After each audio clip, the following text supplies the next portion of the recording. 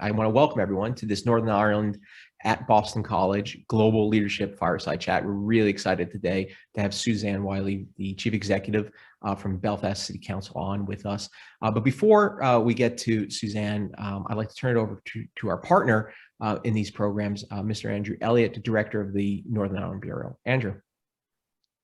Hello, Bob, and hello, everyone. I'm delighted to be with you again. And once again, thanks, Bob, for the opportunity to collaborate on the important series looking at leadership and the importance and power of leadership in Northern Ireland today. I'm really pleased, indeed slightly overjoyed to be able to say I'm coming to you from having had a series of meetings here in New York City. So at last, we were able to get out and about again and engage people face to face, which is really a fantastic thing. So I'm speaking to you from the Irish Arts Centre, where there's a great deal of development and change going on, very exciting place to be. I'm also really pleased to have the chance to introduce Suzanne Wylie today. She's been Chief Executive of Belfast City Council since, I think, 2014. And through an enormous set of changes to the life of the council and the impact of the council during that time. I first met Suzanne many, many years ago when we were working together on issues concerning emergency planning, including, I guess, planning for pandemics, if I remember correctly. And I know that in terms of the world we're living in today, that's an extremely valuable skill set to be able to have the resilience that's needed for the kinds of shocks and the kinds of events and public health issues that can arise in today's life. I know that Suzanne is a brilliant, energizing colleague, and that she made a huge difference in the organization in which she has worked and has led for some time through her approach to teams, her approach to partnership, and her ability to harness the creativity of people and navigate, of course, the politics of council. So I think Belfast City Council is an organisation that it can make and is making a huge difference in collaboration with other organisations to the improvement and growth and development of Northern Ireland as a whole. And so I'm very, very pleased to have the chance to introduce Suzanne to you all today. So Suzanne, very much look forward to hearing from you.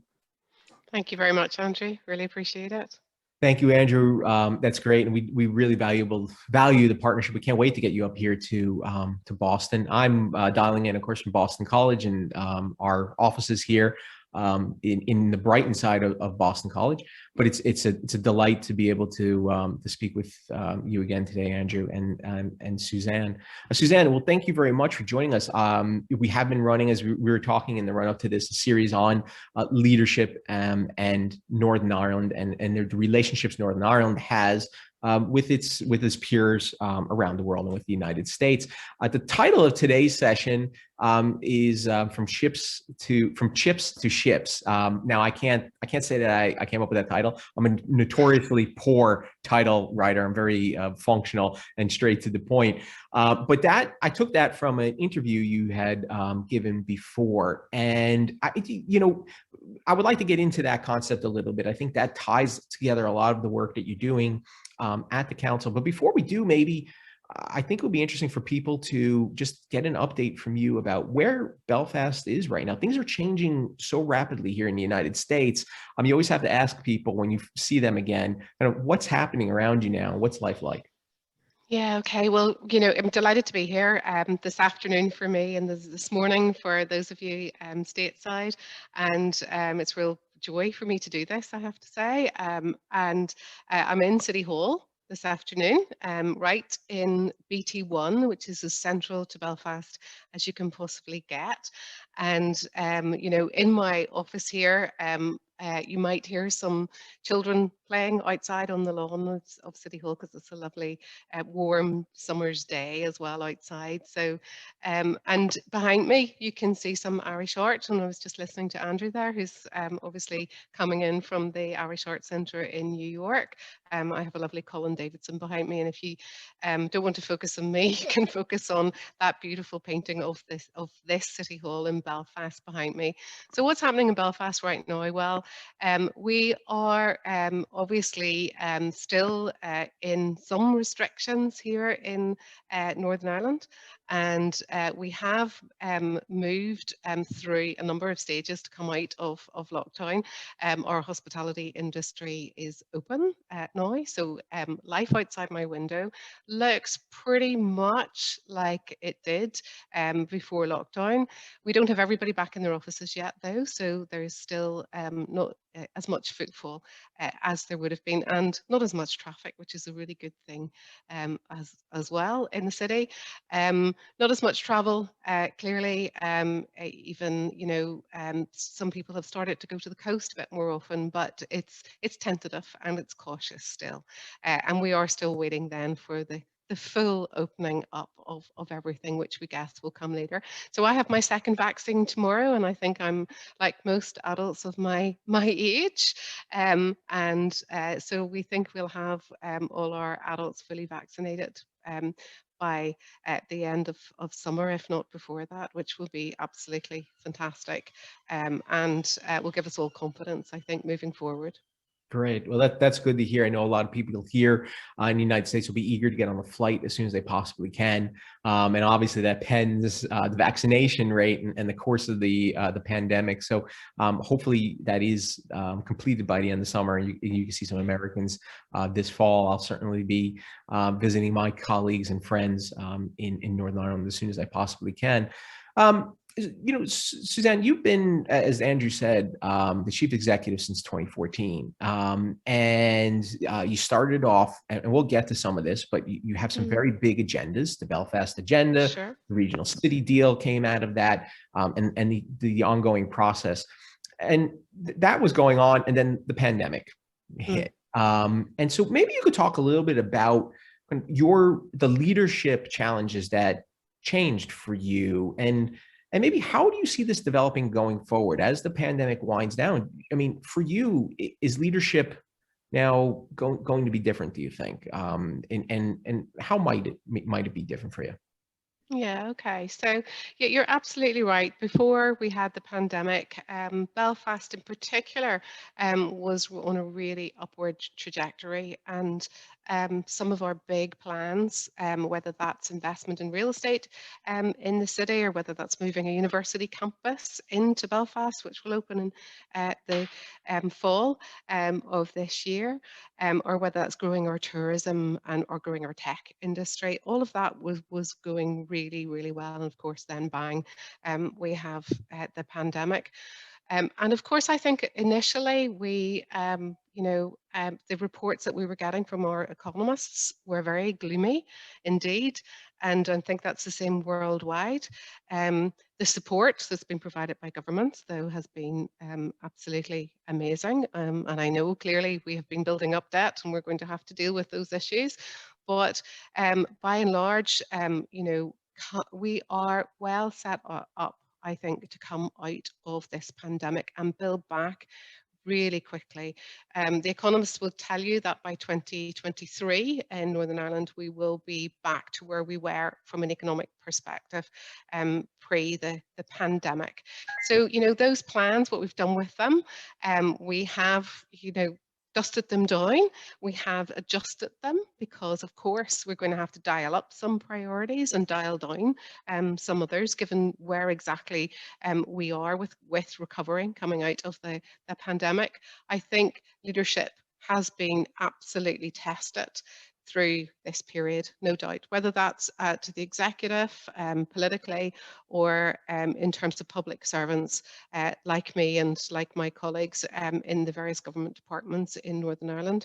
And of course, what we did was we made sure that those imperatives and those government decisions that were made in terms of supporting communities, getting money out to those communities, out to those businesses, even food parcels out to some of our more deprived communities as well, happened with really seamlessly and very quickly indeed. So I would say all credit to my colleagues who have led through this whole response period and now, and also supporting our industries to open up again. You know, clearly the leadership of this city council in making sure our city is safe, is open, is welcoming.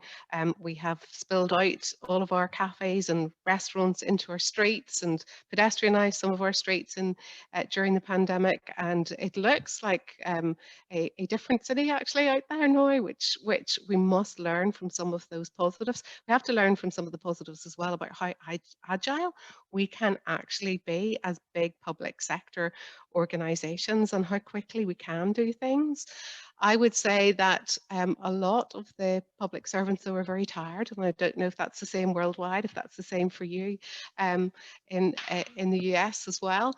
But they have been giving a lot during this period and have been working hugely long hours, and not only trying to, you know, provide all of those extra support services, but still get on with the jobs that they were doing before the pandemic, so that when we come out of these restrictions, they can actually make their plans fly again.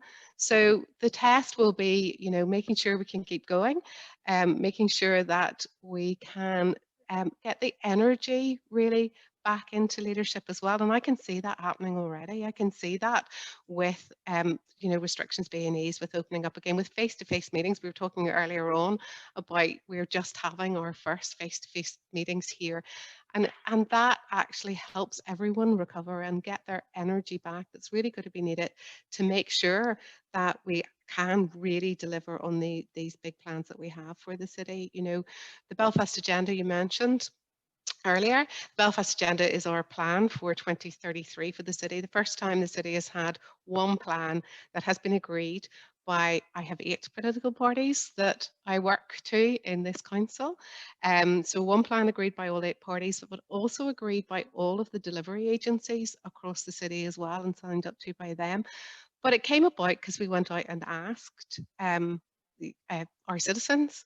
We basically said to them, you know, what is it that you aspire to have for your families and for you? What makes you, you know, not sleep in your bed at night? And what city, what kind of a city do you want to live in the future? And they came back and they told us and what they thought. And that really hasn't changed. We're now going out to refresh that agenda.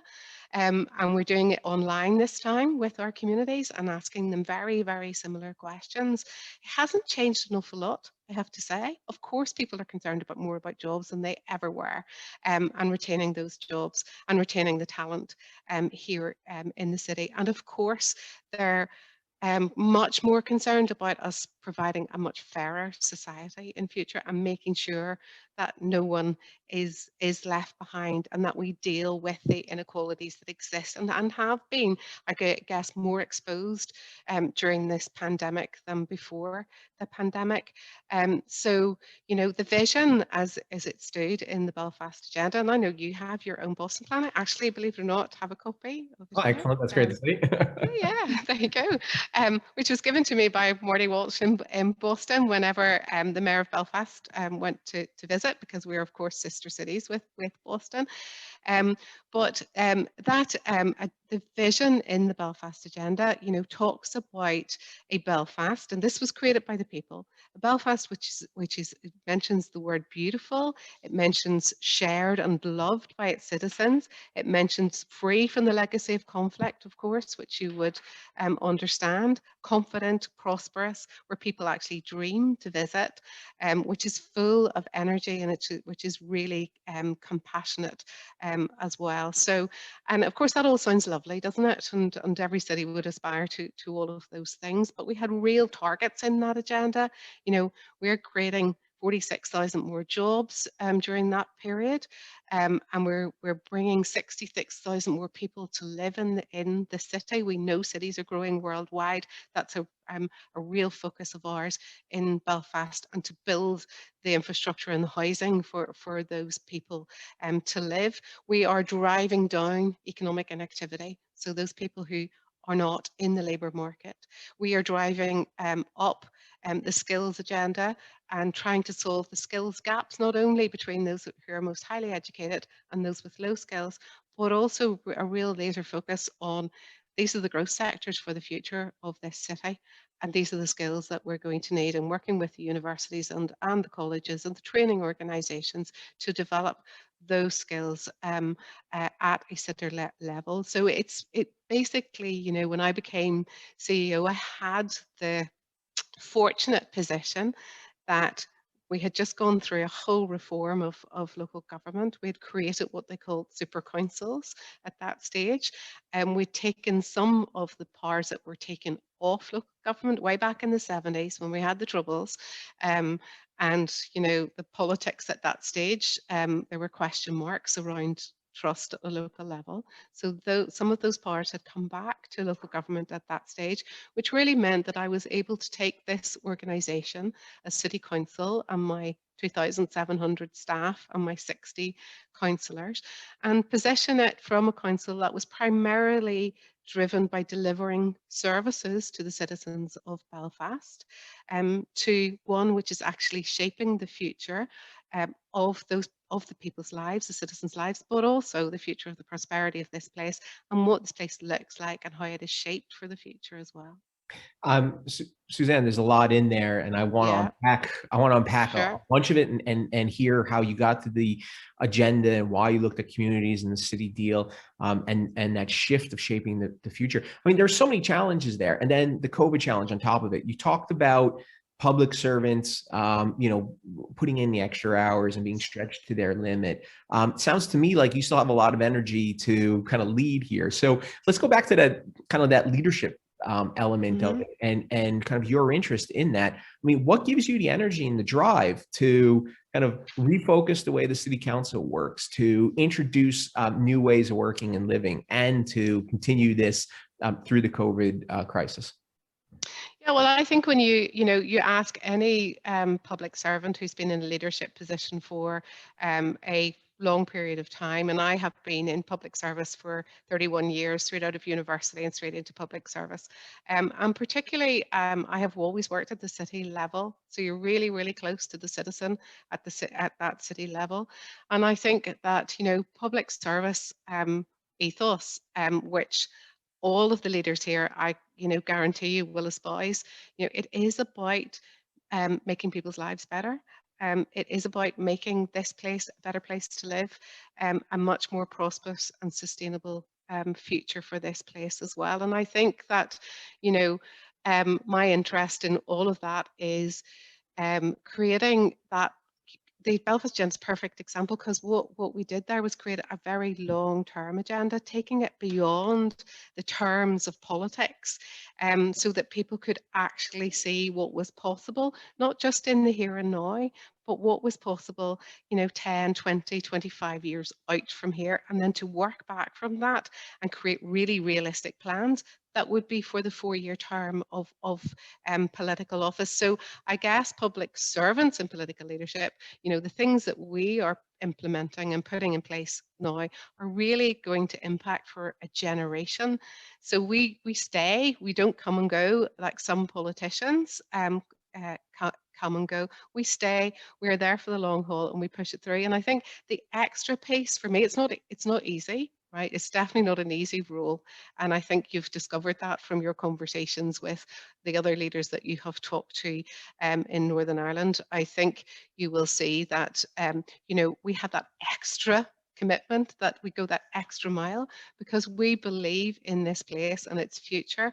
You know, we believe in as well as creating more prosperity, that we actually are trying to overcome the division, the sectarianism, the disadvantage, etc., that exist in these communities as well, because we want to make this place better for our children, right? So we all have our own vested interests. You know, we want to stay here, we want to live here, we want our children, even if they've gone away to university, etc., like mine have, to bring them back here. One of them's come back already, so I want to get the other two back as well. So we all have vested interest, but you know, that is deeply ingrained within us, because there is a lot of rough and tumble in these jobs, particularly where there are political as well. So, and of course, you know, working, I guess it's a bit like, you know, you interviewed Jenny Piper. You know, I work for a council that doesn't have one political party in control. So again, I have to be apolitical. And I have to keep the confidence of all of those 8 political parties that I work to. So you can imagine that that takes quite a lot of tenacity and a lot of resilience if things go wrong, and things do go wrong, of course. And they always do. I would like to remind our audience that they're free to ask questions via the Q&A and the chat function. So please send those on in. I'll be happy to convey those to Suzanne. Suzanne, kind of getting back to the Belfast Agenda and the uniqueness or the distinctiveness of the challenges that a public leader might face in Northern Ireland because of the divisions. When you think about some of the conversations we're having here in the United States, there's perhaps a lot that could be learned. I mean, if you go through and unpack the Belfast Agenda, there's a lot of focus on sustainability, the inclusive nature of the agenda, delivering for people across the city, not just the city as a GDP number or an aggregate, Yeah. the individuals in these different communities. I mean, but you also suggested too, you kind of move the focus from delivering services to delivering services and providing a vision for the future. So, I mean, what were some of the challenges that you faced in doing that? Or did you experience, I guess, first off, pushback? Do people say, like, this is not what we do? We don't do vision, we do service delivery. Or was there kind of a willing, receptive audience, do you think, amongst, your community in trying to drive that? Yeah, so let me start with the community. So I actually was really surprised with the response from the community when we had those Belfast conversations, and we went to every part of the city to talk to them and ask them those questions that I talked about. And I thought that they would go immediately to the problems that exist and the challenges, but they actually didn't. They went to the opportunities. They were optimistic. They were proud of their place. They were proud of the assets that they have and that they wanted to protect. But of course, they did say, yes, we do have issues, and of course what we ultimately want is for us all to get on better together, and that's the way they put it. They didn't say deal with division, they just said for us all to get on better together. So yes, the Belfast Agenda has all of those strands within it. It is a real place-based approach to basically going after the opportunities that exist for a city like Belfast, with its particular strengths and its particular growth sectors and its particular skills set, and where it's positioned geographically as well, and what that actually means for it and the opportunities that creates, but also it's really realistic in terms of the fact that it deals with the challenges that exist here as well. And we haven't shied away from words like sectarianism at all within the Belfast Agenda. The community and the politicians were very upfront about that. This needs to be hard-edged as well, is what they said. And, we can't shy away from dealing with the really hard-edged issues. And that's certainly what it does. And of course, in terms of inclusivity, we've worked very hard to bring forward a social value framework so that everything we do is encouraging, a living wage environment across this city, apprenticeship programs across this city, that we're building community wealth in various communities, that we're creating cooperatives as well as working with big business. So it's very much an integrated agenda. And of course then, nothing gets delivered without resources and without tools to do that. So I guess, I think you mentioned City Deal earlier. So, for me, there are a number of big game changers for this city that help us to deliver the Belfast Agenda. I think our City Deal that we've negotiated with the Westminster government and with the executive itself is significant in doing that. It's just one of those game changers. It's not a panacea, but basically what that deal does is bring in an extra 850 million of public sector investment to co-invest alongside the private sector, and that brings additional money in from Westminster, so as well, and the universities are co-investing, and local government is co-investing, and really it is about creating more jobs and more high value jobs in particular. and doing that by investing in key infrastructure. And that key infrastructure really is in the whole world of innovation. So our new economic strategy is called 10X, and you had Diane Dodds on and today's series, so as the economy minister previously, and that really is about real focus on innovation for the next 10 years. So our city deal is allowing us to invest in 5 new global centres of research and development excellence in those key sectors that we already have great strengths. So we become globally significant in advanced manufacturing, in data analytics, in health and life science, in screen and media, which is a really exciting area, as I'm sure you know from all of the Game of Thrones, and we now have a massive Netflix production here as well. But we're building virtual stages, etc., to really boost those particular industries, and a real boost in tourism. And those of you who love Northern Ireland will this will be music to your ears, because we're investing in lots more tourist attractions across the region around the city. So from the lovely Mourne Mountains that sweep down to the sea, and creating a gondola ride there, to investing more in our castles and our new royal palace as well here, which has got royal status at Hillsborough, to £100 million investment in a new visitor attraction in the city of Belfast. So at the same level as Titanic, Belfast visitor attraction, which tells the story of humankind through the stories of the people of this city and what we have been through over history, and tells it in the first person as well. So a lot happening through that particular game changer. And there are others, of course. Well, that's great to hear. I know our students here at Boston College, there's always a mandatory trip out to the so I'm going to out myself here as not a viewer of Game of Thrones. But they always go to the road with the trees, the thorns. Yeah, the dark hedges. We always have to give them the weekend in Belfast so they can get out and see this.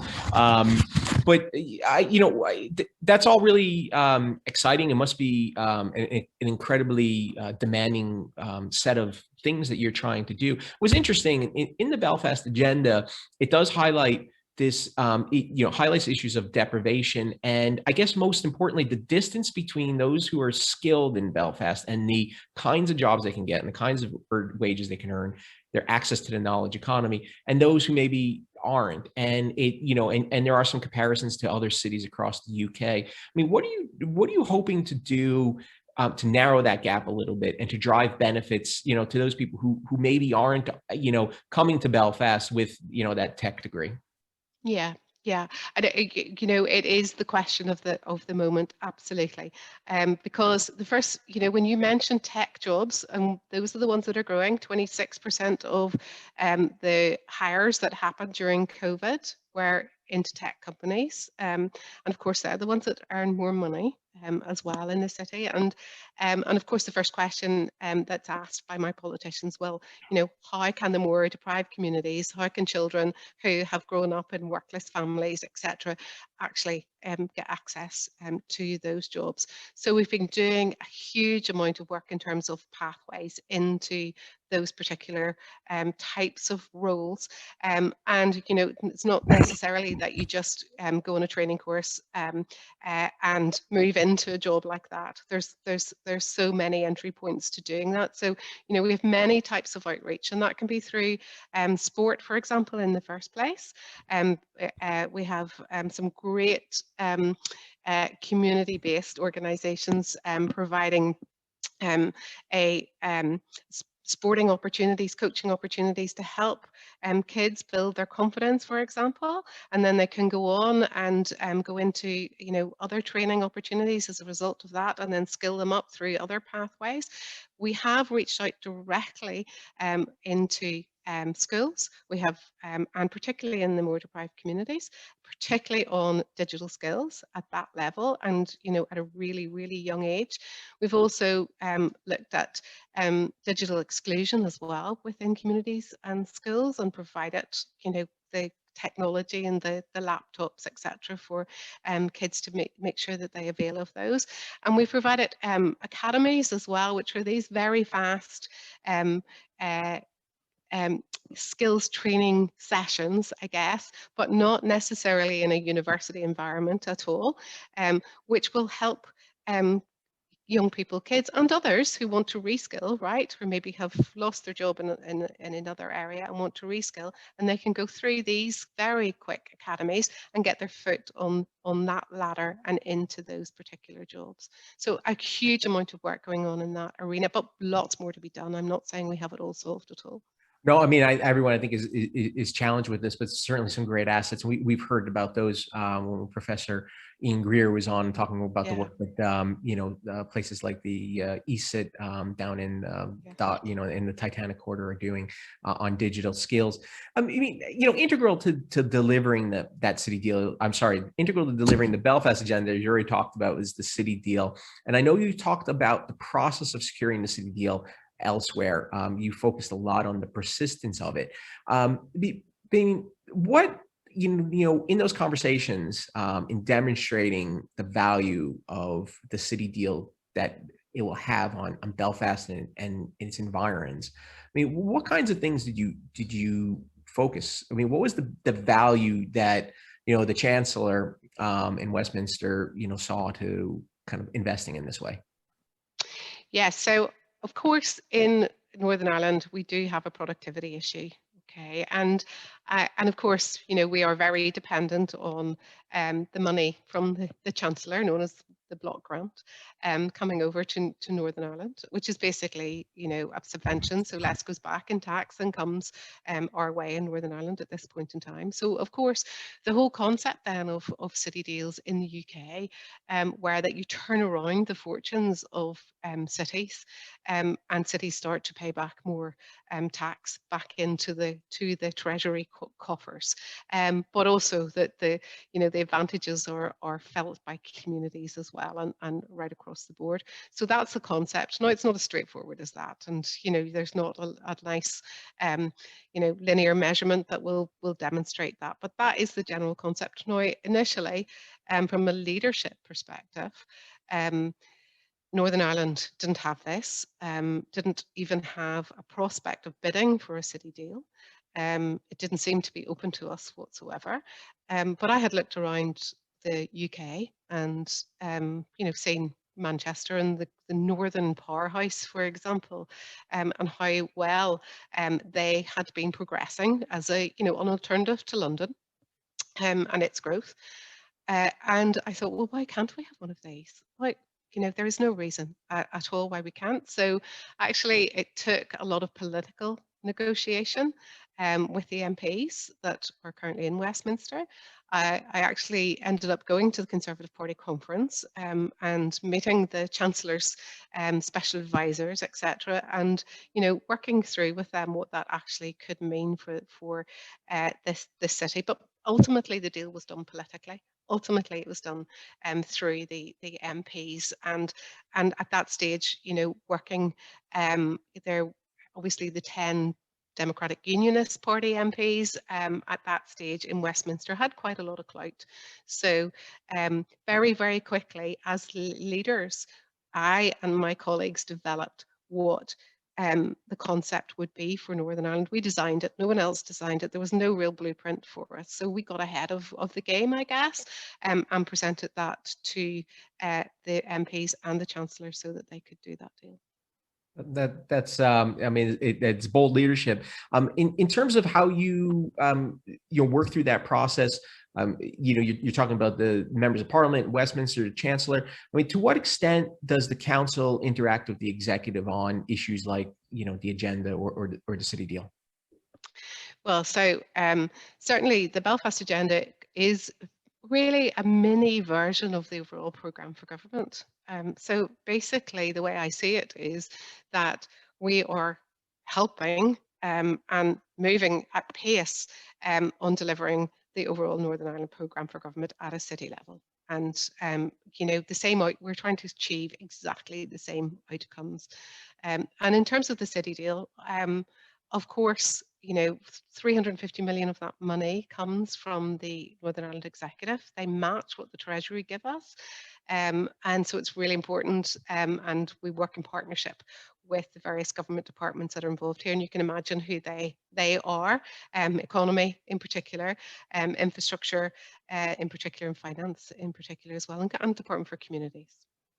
You actually asked me a question earlier on that I didn't answer, which was, did I get any pushback from the organisation? And I talked more about communities, and then I got carried away with the answer on that one.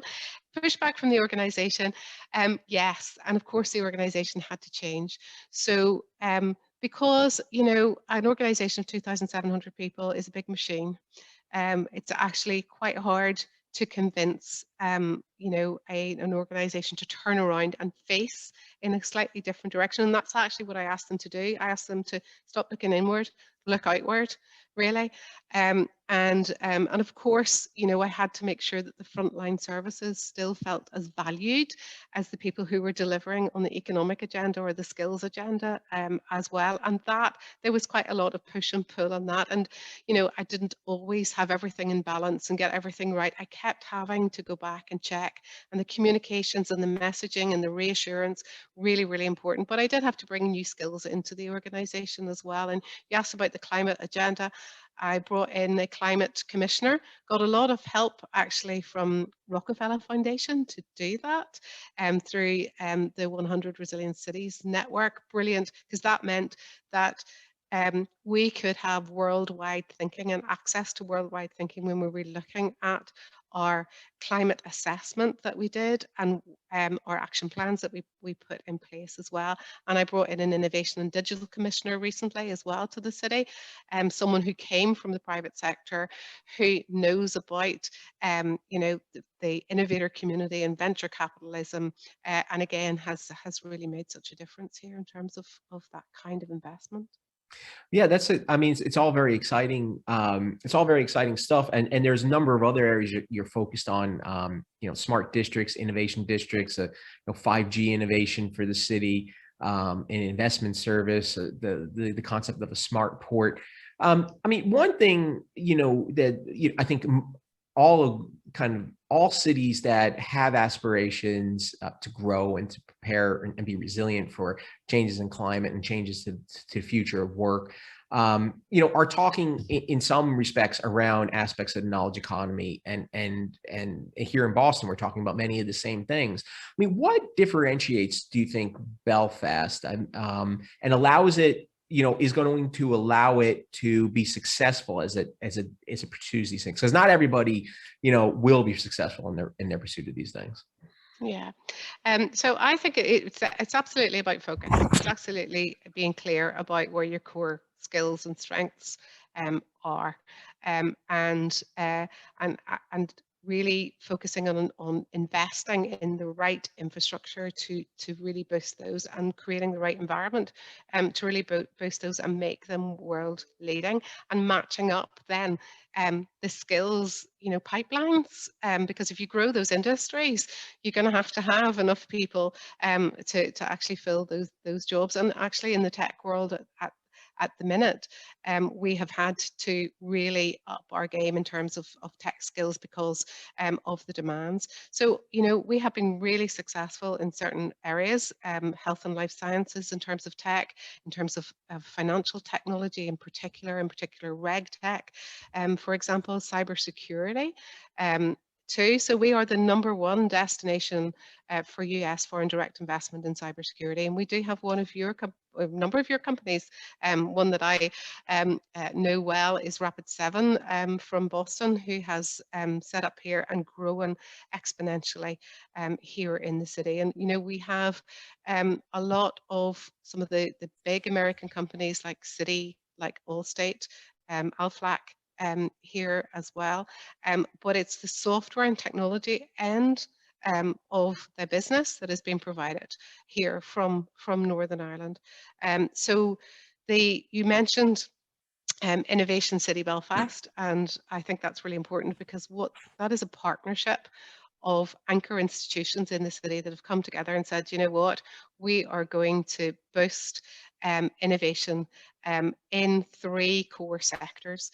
And so those core sectors are fintech, health tech, and clean tech. And we're going to do it by creating an innovation district we're bringing our assets, our land, for example, that's why we're working with the harbour, to the table. We're making sure we get that magic chemistry. So some of those city deal investments I talked about, those are research and development centres of excellence.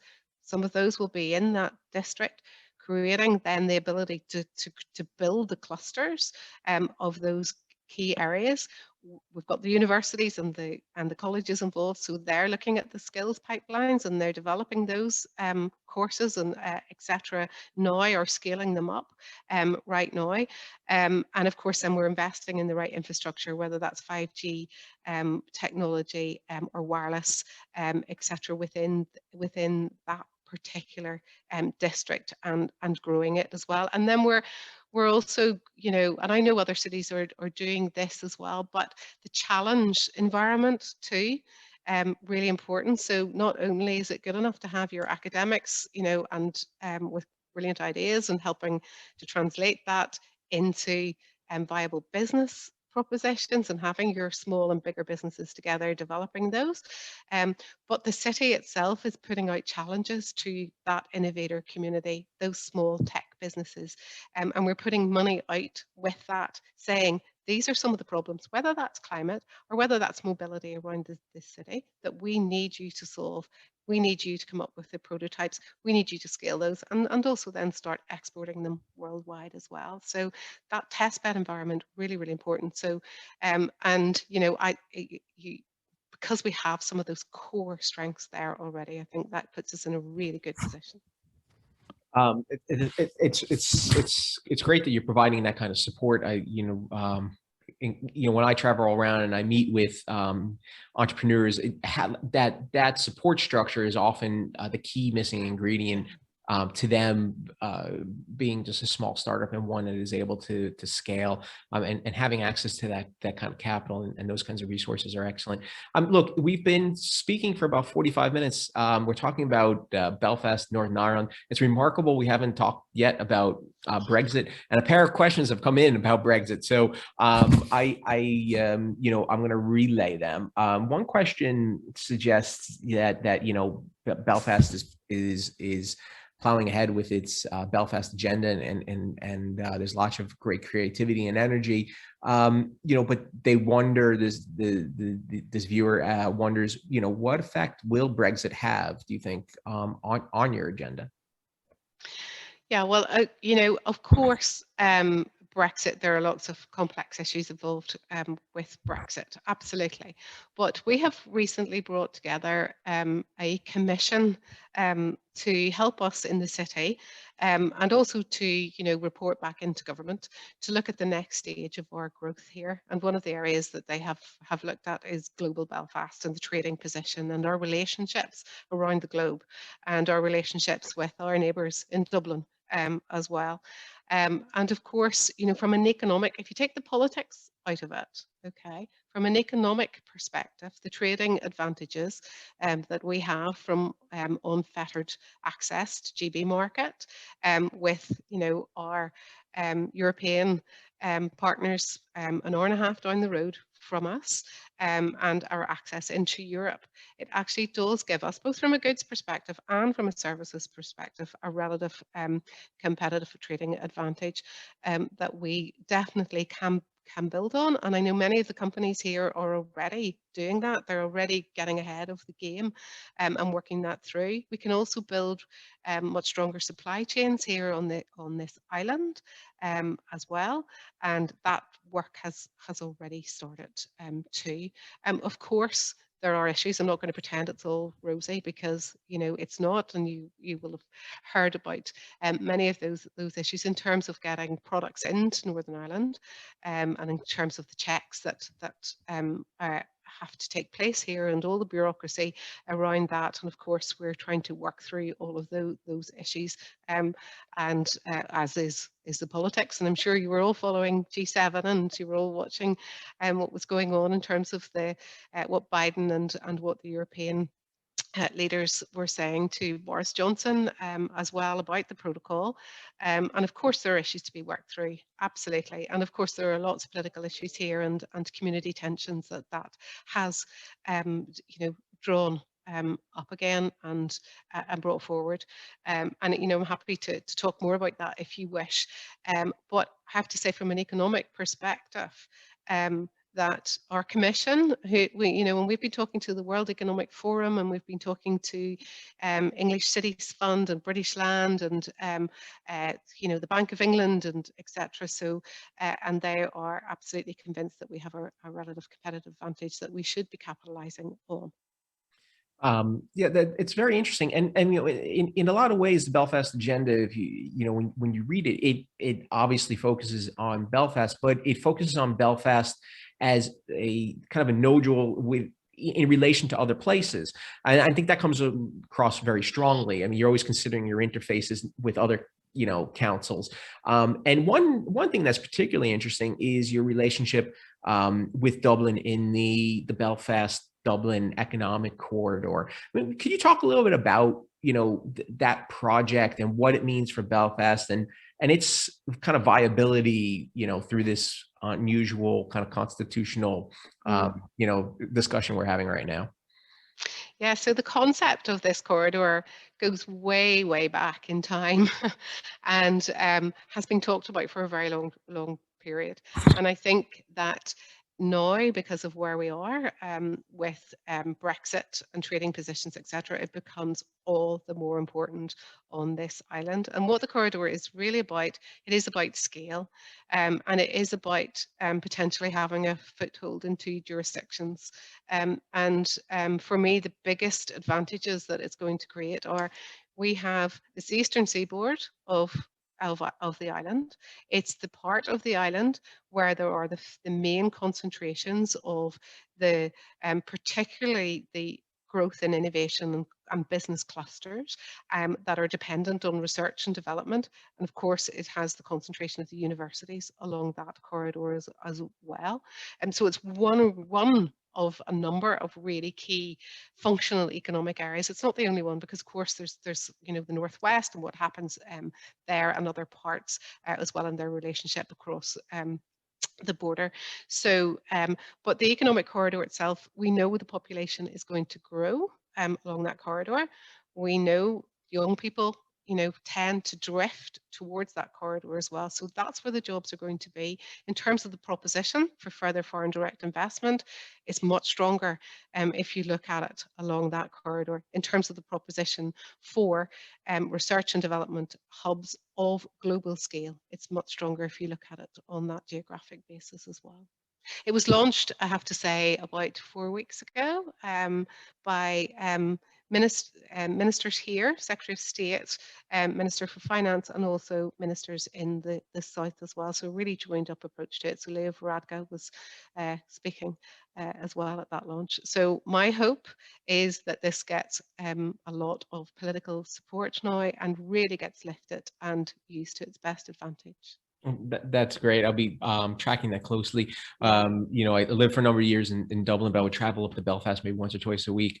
Hopefully the train time and reliability can be. Well, you'd be glad to know that there is a commitment to improving that train time, absolutely. And of course, we'd want to improve it exponentially in the longer term as well. So, you can imagine if you had a train that got you into Dublin or into Belfast in less than an hour, wouldn't that be amazing? But certainly it's going to be a much more frequent service in the very near future. That's great. I look forward to testing it out soon. A question has come in about the Belfast Agenda and its dependency on a functioning assembly. And I suppose that the viewer is kind of wondering, about the sustainability of the assembly of some of the conversations that we've heard in the media. I mean, to what extent does it matter to have an executive that is functioning for you to deliver on the agenda and to the promise of a city deal? Yeah, well, of course it matters. It matters hugely. It matters hugely to the progress of this place. We all want an executive that is stable and that delivers. And of course, if I'm dependent on policy decisions or at an executive level or financial decisions at an executive level, then it's much harder without ministers in place. absolutely. However, at city council level, we can progress without, we did that when there wasn't an executive in place for 3 years. We still progressed without that. But that's not obviously an option that we favour. We're much, as I say, much rather have an executive in place and much rather be working in partnership with that executive. We do at city council level and also with the private sector and the other anchor institutions, we still can create a lot of momentum and a lot of investment in the city and job creations, but just not at the same pace or the same scale without the executive. We've been talking a lot about planning for the future of work or climate change. To what extent, are the political changes something that, you can actually plan for as a leader, or is it something that is more about kind of maintaining your vision and your persistence in pursuit of that vision? I'm not really sure what I would do necessarily as, someone in your shoes. Yeah, well, obviously, every time you get a new political dispensation, even individuals with parties, because you, by and large, can predict in terms of the largest parties, etc., and at least in the short term. And so you can. There is a certain amount of predictability in terms of political agendas, but not always, and certainly not when it gets down to all the details. So, for example, in my own council, the smaller parties in council have a lot more influence this time in this particular dispensation, and that's because of some of their policy agendas and their driving. The Green Party is stronger in this council at the minute, so it's really driving the climate agenda forward, and actually making some of the bigger parties are I guess, making their policy decisions at greater pace than they may otherwise have done. So that level of influence is really interesting to see, and of course the issues about fairer societies, etc., as well, really important. So and I guess that you can't just plod on with your big agendas without making some tweaks, some changes, and that's why I'm doing a refresh at the minute of the Belfast Agenda. It's not saying that we're going to change everything and we're going to change the outcomes that we're trying to achieve, but we want to just reset the priorities. And that allows my politicians to really get out front and centre of that. Okay, I will remind the audience we only have about 5 or 6 minutes left in our scheduled session here. So if you do have a question, please do try to send it over now so I can ask it. Suzanne, one of the issues that the council is engaged, that is also another kind of tricky political issue, is the centenary. Through the Shared History Fund, you do support events, but not all political parties have engaged with the centenary. So, I mean, what are you focused on when you deliver events around the centenary, and how do you do it in a way that, communities can engage in a way that is kind of sustainable and equitable? Yeah, so you're referring to the centenary of the formation of Northern Ireland, because Yes, that's yeah. the year we're in, right? And so what we did at council level was actually we looked at a whole 10-year programme of centenaries, which started way back in 2012, which was commemorating the signing of the Ulster Covenant. And then we went through 2016 and the Easter Rising, and now we're here in 2021 with the formation of Northern Ireland.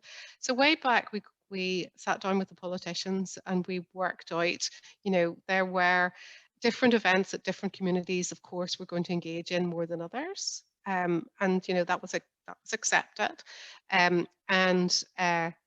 and also they agreed some principles that they were going to work to in any of those commemorative exercises that they undertook. So, of course, it was about making sure that it was historically accurate, that it was from a very wide perspective, that we weren't just taking one account into consideration, we're multifaceted accounts into consideration, and that we weren't just dealing with one identity. We were looking at the multitude of identities we have now in Northern Ireland and on this island, and that there would be a range of different kinds of events, whether those be in the hearts of communities, whether those be out on the front lawn of City Hall, or whether they would be within churches and faith groups, etc. as well.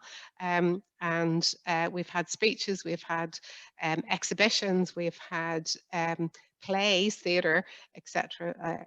Too. And so far it has actually worked fairly well, I have to say. And what we do have coming up then next week, the 22nd, is the day of the centenary of the formation of Northern Ireland. The focus is going to be very much here in this council in City Hall, because the first Parliament was held here in City Hall before they built Stormont and got it underway. So we are reenacting the King's speech, King George V speech, in City Hall, and all of that will be filmed as well.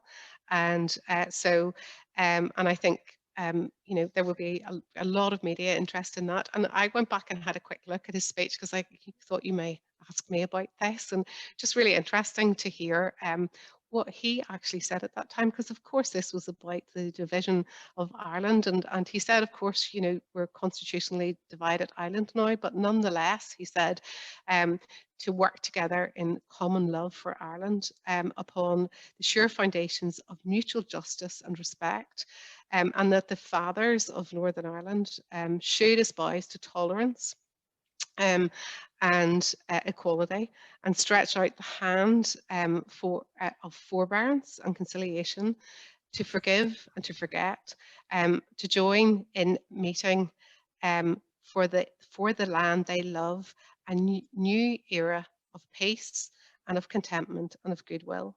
So some good words in there, but clearly a very contested history for the people of this island. But so that will be reenacted. I mean, it will be historically factual, and we will stick with all the principles that were agreed during that time. That's just some interesting lessons, and we're having a very similar conversation across the United States right now about how to deal with our past and what it is, and how we make meaning out of it. So there's maybe some interesting things for the United States to learn from this. Before we leave, there are a couple of final questions that have come in, and one I think that kind of goes to the heart of what we've been talking about throughout, and it's your relationship with the communities. And this viewer would like to know, what is the single most important or useful thing that you came across in your listening project, with the communities?